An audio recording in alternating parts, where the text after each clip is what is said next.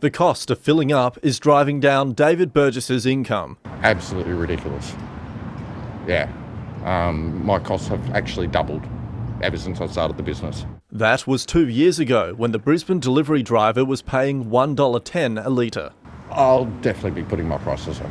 I can't keep running at a loss. In March, record prices prompted the federal government to halve the fuel excise from 44 to 22 cents a litre. While there was a dip, the cost has shot back up. Petrol market works in very odd ways. Economist John Quiggin says the price of oil hasn't moved much. As the people got used to the cut, petrol companies and service station proprietors have really used it to rebuild their margins. There's no systemic evidence to that effect, but I wouldn't be saying that all 100% have actually passed it on. The industry blames higher costs.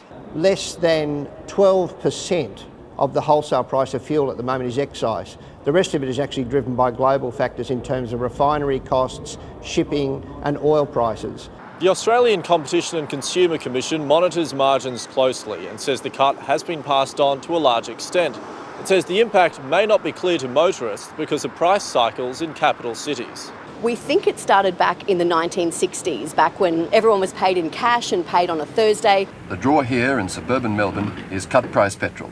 Cheap Tuesday offered by some service stations evolved into today's monthly cycle. They try to undercut each other and they continue to do that until the bottom of the cycle. You get to a point where you're losing too much money and you decide that you're better off actually chasing the margin. Brisbane, Sydney and Melbourne are now in their expensive periods, which tend to last a week. Experts predict the oil market to settle later in the year. We should start to see prices sit somewhere around that $1.50 to $2 mark. Including the full excise when the 6-month relief ends in September.